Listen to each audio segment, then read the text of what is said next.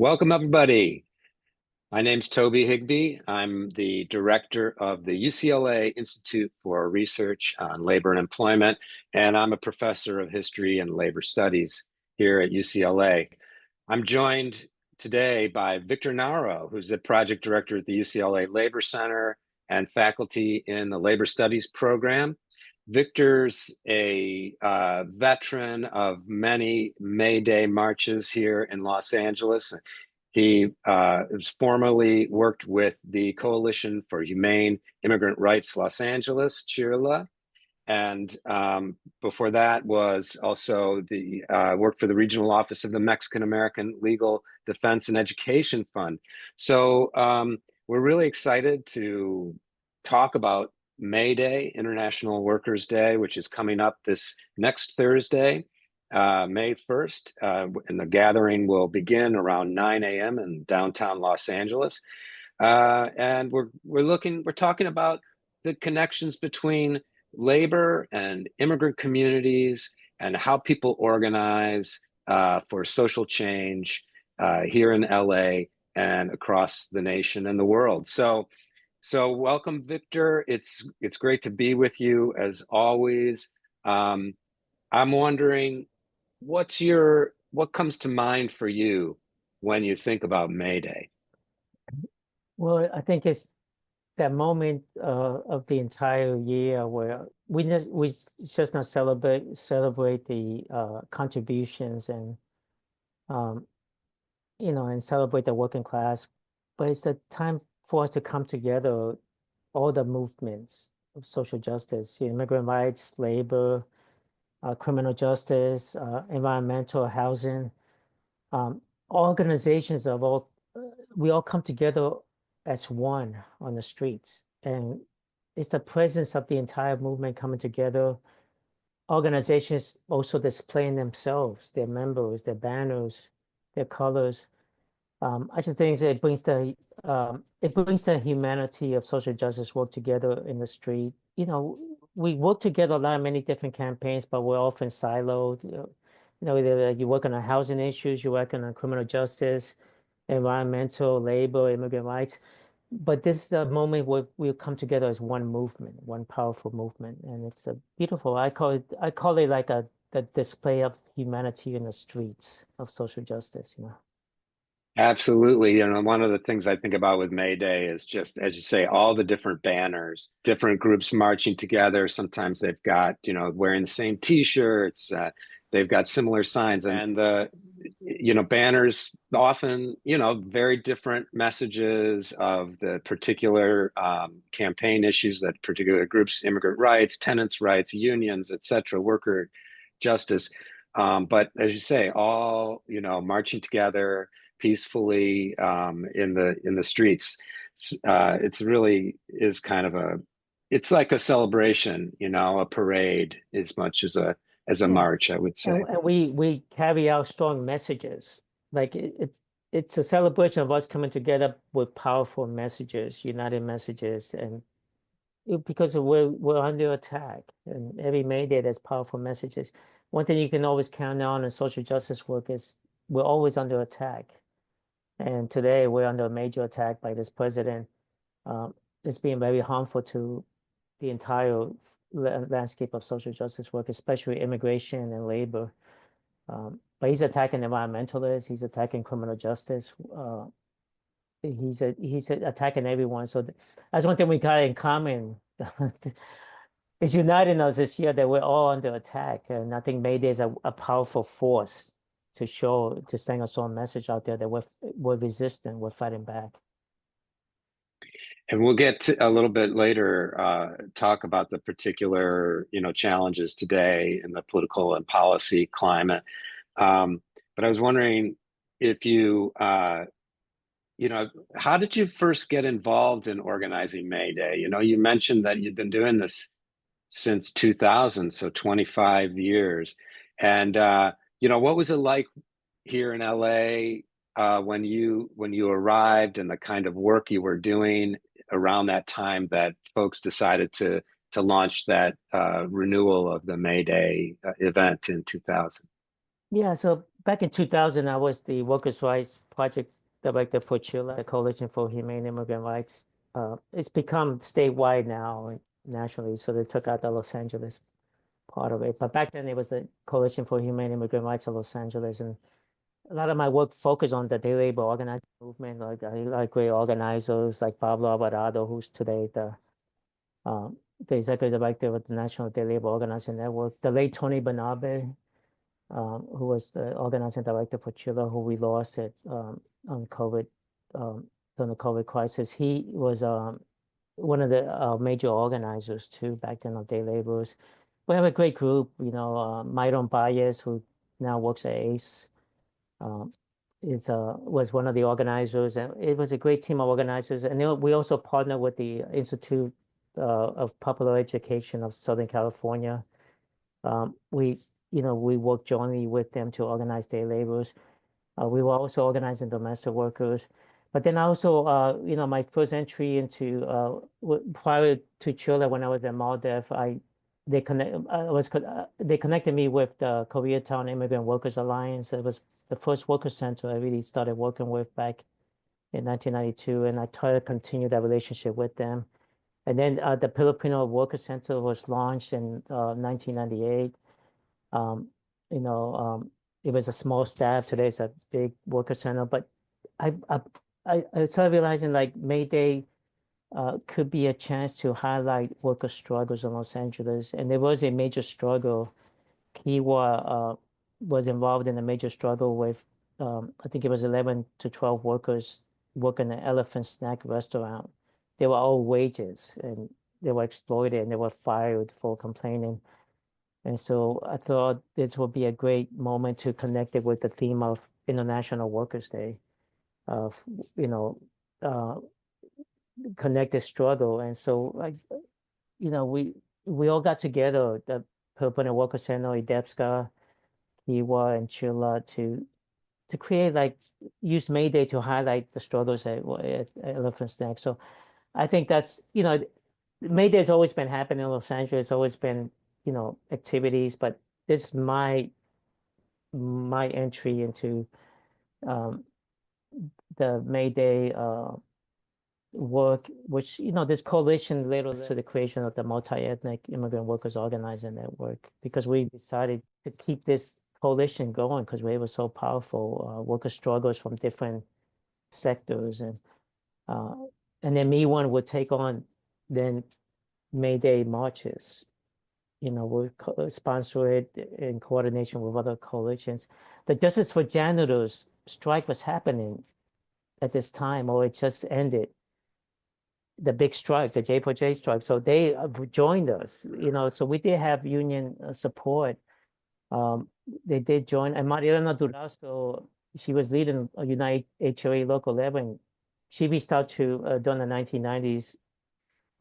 She also reached out to Chila and other groups to try to form connections and partnership. So she, her organizers and members joined us as well. So it's a powerful display. It was only, around 800 of us, 600 to 800, but it was a powerful event. We couldn't get back then the permit process, it's not like today. We had to fight with the police to get even the flatbed truck, to park the station itself in front of Elephant's Neck on, I believe it was on I think it was on Olympic Boulevard. And then they couldn't give us access to the street. So we have protesters on one side of the street, protesters on the other side of the street. Because back then, it was very tough to get cooperation by LAPD and city departments. That changed because a few months after that May Day 2000 event, we had the Democratic National Convention in Los Angeles. And through the National Lawyers Guild of Los Angeles, great lawyers like Howard Sobel, Cynthia Anderson Barker, and others, they pushed hard in the city to change the whole permit process because there were so many groups that want to do a lot of marches and protests during DNC.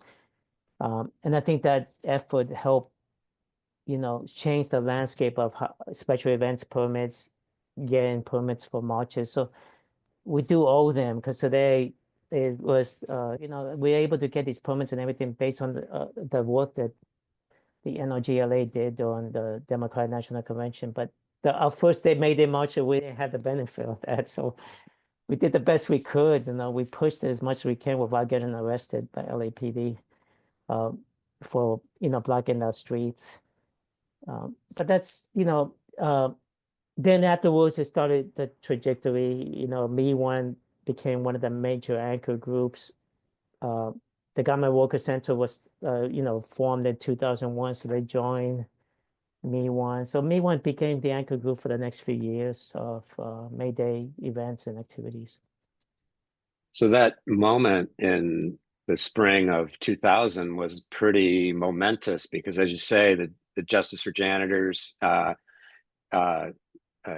Local 1877 had just gone on this big strike. And also, I think then shortly after, if I'm not mistaken, there was a big immigrant rights rally in the winter. Then a couple of months earlier, the AFL-CIO had changed their policy around employer sanctions and kind of That organizing happened because undocumented. Miguel Contreras' leadership. Miguel Contreras in 1990. So there was the alignment of all this stuff. Miguel Contreras becomes the first person of color to lead the LA labor movement, the LA Federation of Labor in 1995. And his, as you know, his strategy was his agenda was to inclusiveness, to bring in immigrants into the labor movement, to change the political landscape, but to reach out to immigrant rights groups. And I think that led to the that in the combination with the AFL-CIO convention was in 1999. There was a big debate on the floor, and the AFL-CIO changed its position on immigration reform. It led then to the Executive Council decision in 2005, the AFL, and in 2000, in February 2000, the AFL-CIO decision to change its position on immigration reform. And that had a big impact on the organizing landscape in Los Angeles in terms of, I think so. or was the national, would you say like the national AFL was kind of behind the eight ball and They the were change had behind already happened?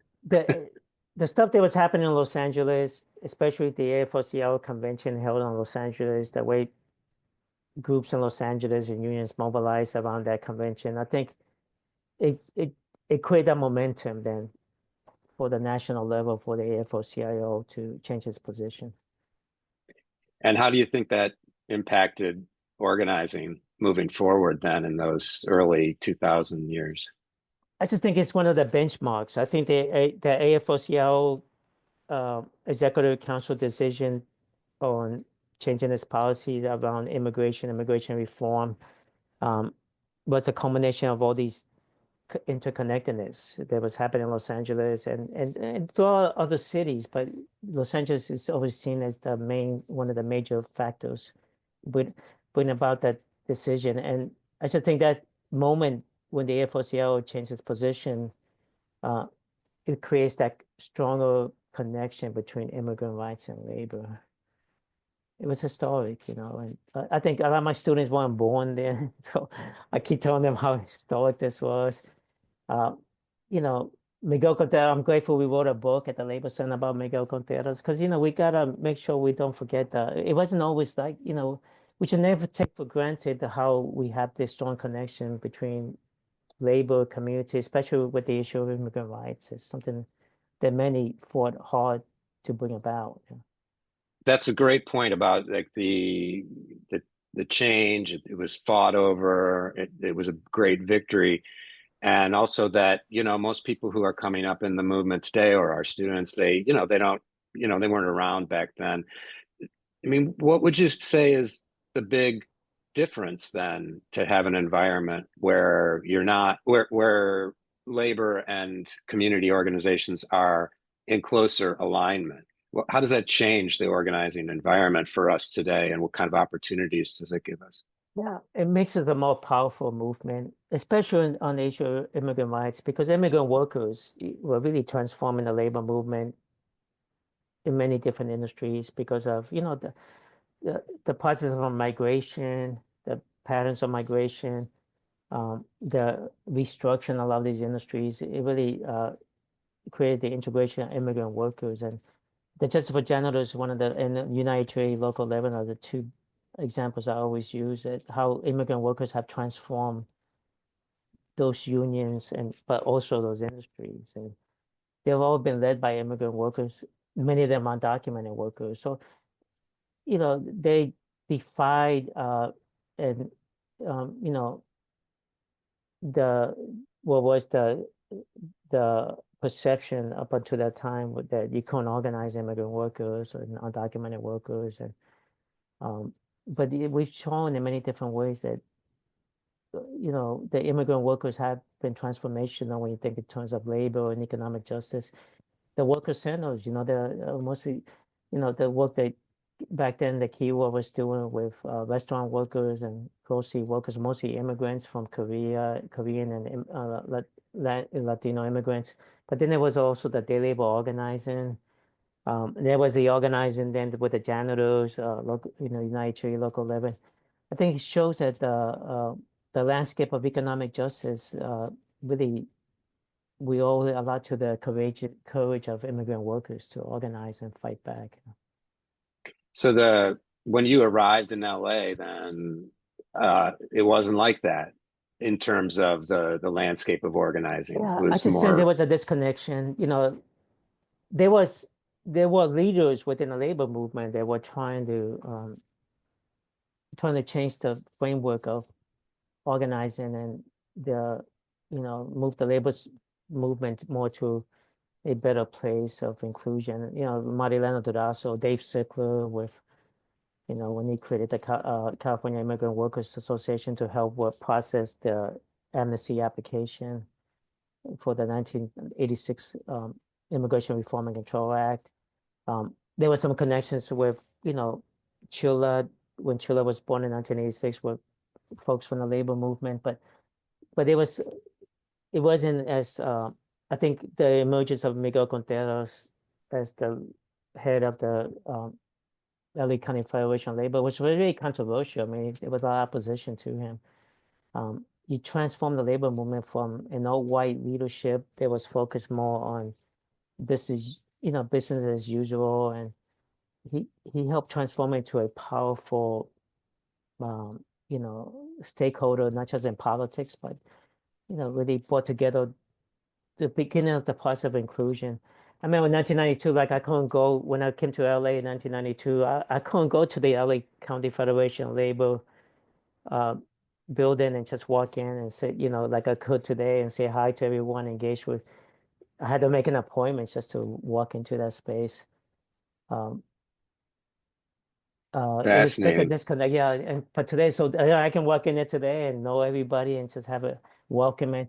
So he made it welcoming. He created labor centers a welcoming space for immigrant communities, and I think one of his first campaign was like the Home Care Workers Union that got them into like which is today SEIU 2015, but organized a union with home care workers, and you saw like Latino workers, API workers, Black workers together. Like it was a great campaign, and I just think but I think that May Day today reflects a lot of the outcomes of those struggles of really trying to connect the labor movement with community and immigrant rights and other social justice work. So it's a very intersectional movement today, but I always tell my students it wasn't always like that.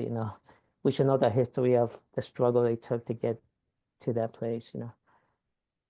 It's interesting how, unions and themselves are like internally, they're their own kind of coalitions of different workplaces and skills, etc. And there's always a certain amount of Yeah. internal negotiation that goes on and all of that. And I'm reflecting to myself, I'm a historian, so I'm thinking, May Day, of course, goes back a long way and is associated with the 8-hour movement, the movement to establish the 8-hour day in the late 19th century, when, the labor movement was heavily dominated by immigrant workers.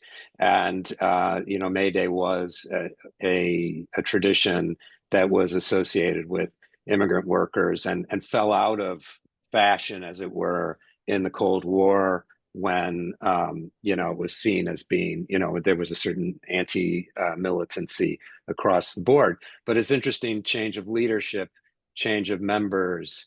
It takes some time for that to develop. You're describing it over the course of the 1980s and 90s, and I wonder if you could reflect on, like, as May Day has evolved here in these last 25 years that you've known it, are there any particular highlights that you can think of and changes that, developments over time that you can, call attention to and celebrate or dissect?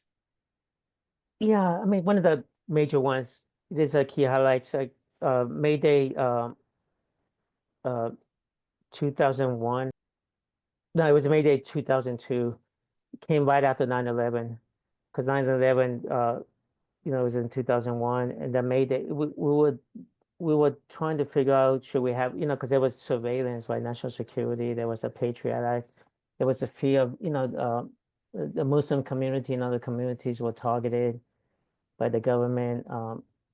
Really, it made it legal for federal government officials and agencies to target specific communities. There was the outcome of 9/11, and should we have a march? Should we have a march where people turn out? We had we started the march, on the Olympic and Broadway. We had around 20,000, 15 or 20,000 came to march. That's a big deal back then. And so it was important to have, that was significant because it showed that people now, in the post 9/11 landscape, we still need to take the streets and fight back. That I thought that was very powerful. There's so many. That must have been scary, though, right? Yeah, Because yeah, there was a lot of government, observation. Yeah. I mean, there was either a Lakers game going on. We didn't think there was so many people, so it took forever to get the march started, and it went all the way to the Staples Center. There was a Laker game. But I was like, we just were impressed. We were just overwhelmed with how many people turned out. Then there's 2006. 2006 was the spring of mega mobilizing happening. It started with March 25th, 2006, where close to 1 million people took to the streets of Los Angeles. We followed Chicago, where we had a huge mobilization. Back then, it was the Sensenbrenner bill, HR 4437. That's the bill that passed the House of Representatives in December of 2005. The bill would have made it a crime, a felony, to be undocumented in this country. And it would have made it a crime for those of us that provide support to undocumented immigrants. And people got fed up. I think there was, that's all this, a good friend, Chris Sabatamayan, has written a book about this, but there's all these reasons of the mega mobilization. But I think it was, people got fed up. Immigrants in this country got fed up. They contribute so much, they work so much, they contribute so much to the economy, and to be called a felon, I just think it created this anger that translated itself into the streets of, showing a powerful force to push back on this bill. And it accomplished it, because the Senate Judiciary Committee, after the March 25th march, decided not to take on the bill. So the bill stopped. It never made it to the Senate. But that March 25th, 2006 then created this, I think, the spring of mega marches, and then it translated into the major mobilizations on May Day, where not just Los Angeles, but throughout the country, the biggest marches ever took place on, I think it's estimated 5 to 6 million throughout the whole country took to the streets. Here in Los Angeles, we had 2 main marches. And in the morning, in downtown LA, we had, close to 500,000 people. In the afternoon, we had a march too that came down Wilshire Boulevard. They started at the Labor Center. So yeah, I was the lead organizer for the march. So it was stressful because we had a downtown Labor Center was being used and everything, but I had to finally called the beginning of the march because there was just too many people, and we were, there was front loading because too many people hit the streets. We had like another 500,000 that afternoon, and made our way to, I think it was Worship La Brea for a big event, with the Cardinal and Reverend Lawson as one of the speakers. And but it was, I think it was the biggest May Day march, one of the biggest ever in Los Angeles. And many of the labor movement worked together with Me One and other community groups. It really showed how we've been coming together as a large movement. And then the following year, I think it's very significant to me for many reasons, but it was that march that ended at MacArthur Park, started on Worship and Third and Vermont and Vermont Avenue and Third, and we were the afternoon march. They had a bigger march in the morning. We were the march that the LAPD Police Commission, they gave us a permit. We were kind of like the troublemakers because we didn't want to join the morning march, went through the whole thing. So we were always stigmatized, and I think that had a lot to do with the police major crackdown. They call it the May Day melee, where riot police just came down hard. They shut down the program, came down hard on the protesters. Many people got injured. There was one case of a woman who suffered a miscarriage. Um, you know, families, everybody fled. Our downtown labor center was used as a space for the activists. So they were trying to flee the LAPD, and then we closed the building. We shut down the we shut down our entrance. We have families and activists. LAPD won't be allowed to get in. So I confronted the police outside of our building. I got 4 misdemeanor tickets for being, the bogus tickets for, basically because I didn't want them to go into the downtown labor center space. So they detained me for like an hour and just gave me my 4 tickets.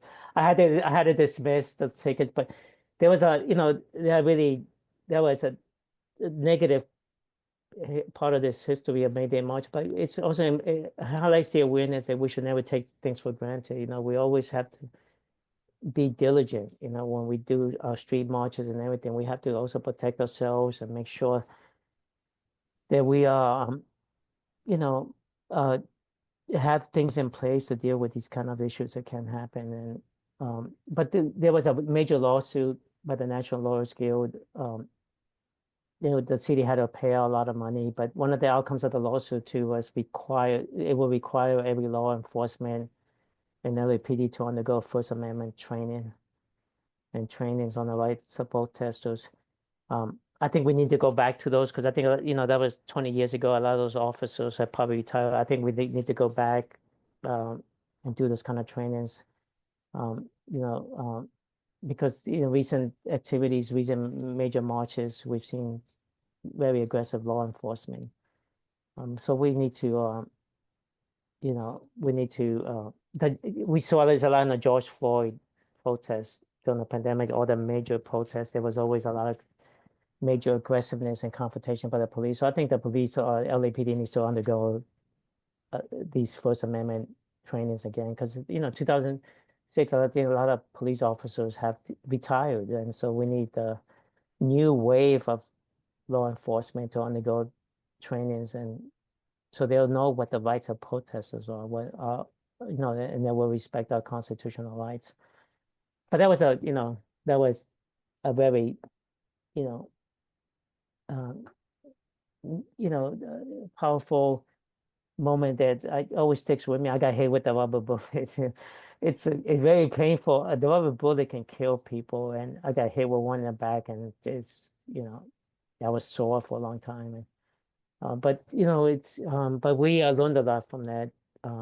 But then we have had other great moments. In 2009 was the first May Day after the Obama administration after President Obama took over at the White House.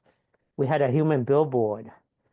So we pulled it off. We started at Echo Park. I didn't think we could pull it off. We brought a company from Florida to train us.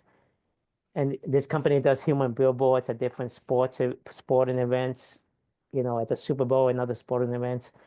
So we were like, why not do something creative?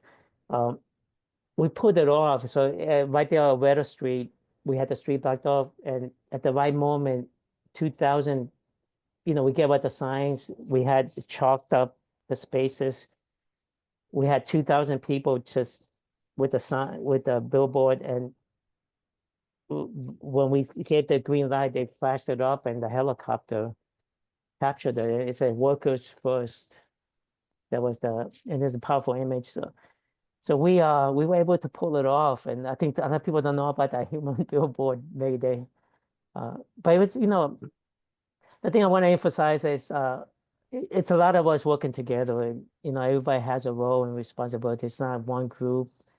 And the thing that's been very powerful for me is like the last 2 or 3 years, I stopped doing the legal observing or coordinating legal observers. I stopped doing the logistics. It's in the hands of great organizers and advocates from Chilla, the LA County Fed, others that carry on the work now. And it's a continuation, right? I feel better because one is I'm too old to be doing that work, but now I can feel like I can focus on my own, you know, my own peers at, our students at Labor Center, Labor Studies program, the IRLE, all of us to work together to do our own logistics. I feel relieved I no longer have to be involved with the overall logistics, but it's in great hands. People step up, and it's a good indicator of transformation, how it happens. It's not just transformation externally, but internally. Like we just step back, and people carry on the work, and I feel, and then I think in many respects, because I've been watching the folks at Chula and the LA Fed for this May Day, and then last year, I think they do the work much better than I did in many respects. So they've taken it up a major level. So I think they actually do a lot better work. They've gotten a lot better at it than when I was doing some of the logistics. So I mean, I think you probably did a pretty good job, yeah, Victor. But one of the things that makes me think of is, often I think in American culture, there's not a lot of emphasis on collective action, in popular culture, and we don't learn about it necessarily in the movies. But there's a sense that these things happen spontaneously. People are angry, so they show up on the street to protest, and that's how social change happens. Actually, what you're describing is, what you're describing is the way it really happens, is that people get organized, and it takes a lot of different people doing different tasks. I mean, I'm just listening to you talk about dealing with the police or legal observers or different types of things. So I don't know if you have any thoughts about like just what is the work? Like this is a lot of work. So what's the labor that goes into making a social movement, and how can yeah. we lift that up more effectively? Yeah, I mean, there's a lot of work, special events permit, LAPD, but then that triggers the other departments, right? Because DOT, Department of Transportation, the street closures is a major. They're figuring out the street closures, negotiating the street closures, because street closures have an impact on the transportation of buses and other transport, and it also impacts the freeway if it's too close to the freeway entrance and exit. That's requires a lot of negotiations. There's a lot of good people at the table constantly trying to figure out the negotiation. The cost to the city, city that's working closely with the council members and city officials, because there's a cost to the city, but then we have the right to march and we have the right to protest. So I also want to also highlight like I'm talking about one May Day activity that happens regularly every year, but there are groups like there's an afternoon march next week. There are organizations that take their own approach, and their own approach is like with their own approaches they do it more from an advanced perspective of we have the right to march and we just make the announcement and people have to work with them, city officials. And I think we also support those organizations, and we want to make sure the LAPD respects their rights. And it's a lot of great groups like Union and Barrio and others to do their own May Day marches. I try to join them as well because I do have there are great organizers there, but they take a different approach, right? They just want to clean the streets, and because it's our right to march in the streets. Um, and so we always try to have like legal observers with them, send legal observers there, try to support them as well, try to highlight what they're doing. So there's an afternoon march beginning in MacArthur Park next week as well. So I'm trying to promote, because May Day should be about activities happening throughout Los Angeles. And we have the right to participate in any of the activities. And we have the right to really claim our space in that part of the city, our streets, for a May Day activity. Yeah, Um, absolutely. yeah. And I mean, all these marches, these events, they're all, ways to measure the strength of organizations, their turnout, tests and things like that. Um, what what are people turning out for this year in particular, Victor? Is there an official theme or a set of themes, or what would you think most of the big folks are highlighting?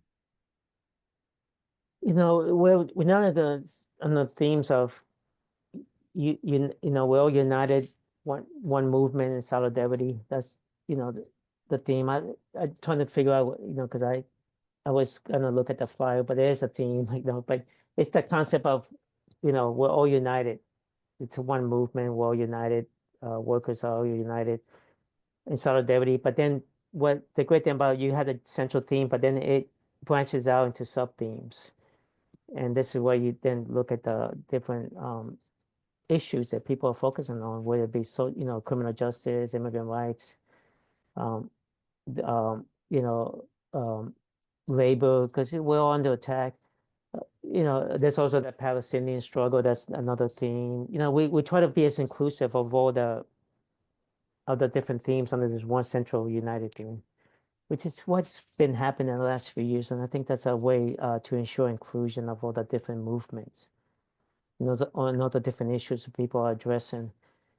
So there's that big general themes that unites us together, but then there's also the sub themes. And every organization also promotes their own, there's a template, like you're not required to use the same flyer. You can adapt it to your own organization, to your own membership, and you can translate it. And so it's done in a way that it's inclusive of all the different organizations, what issues they're focusing on, um, and what makes sense for their membership for them to focus on. But then we all come together under one major event. Yeah, that's great. It is always an exciting event. I've been going to these May Day marches for many years, 15 years or so. And it's always fun to see all the different groups and to be there at the beginning of the march, waiting in anticipation, and everyone's eager to get going. And then once, Yeah. marching together And down it's the not street. joy. We're always too angry. I always say we're too angry and for good reasons. I mean, but anger, uncertainty, fear is always the dominant emotions in social justice work. But this is a chance for us to also be joyful. Like we come together to be joyful that for one day we can celebrate also one another and the joy of the major show of solidarity that we have. It's a powerful message, and I think it's good to be joyful, right? This is a chance for us to be joyful in the fact that we're doing this work and we're trying to. We got some powerful work that we're doing. Powerful. It's a joy of showing the power of the movements coming together. Absolutely. Well, as we sort of move to a conclusion and on that theme of joy and celebration, Victor, I mean, any thoughts? Now you've been doing this work for 30 years or so or more. Um, what does it take to have a career in social justice?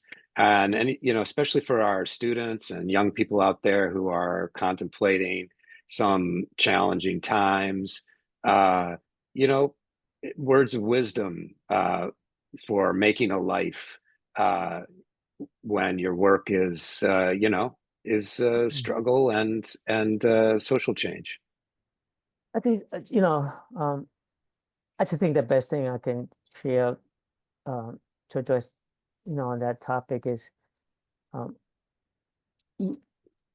always be in community, right? A lot of the work today is done with coalition. Don't do it by yourself. Always be in community, because when you're doing the community, then the community can uplift one another. Be in community, but also deepen solidarity. I think sometimes we do a lot of policy, a lot of different organizing campaigns, a lot of campaign work. We sometimes tend to focus too much on the deliverables, the outcomes. But there's a journey to every outcome. There's a journey. It's the journey of us working together, deepening the relationships. There's a humanity in every task, in every activity. Next week, there's a lot of work being done, maybe logistics and everything. But when we come together, deepen the awareness, that feeling of that humanity coming together. Look at the relationship within every activity and task, and because that journey, like the relationship building, how we uplift one another, sometimes that's as important as the outcome, because we really have no control with the outcomes. And we just shouldn't pretend we can control the outcomes.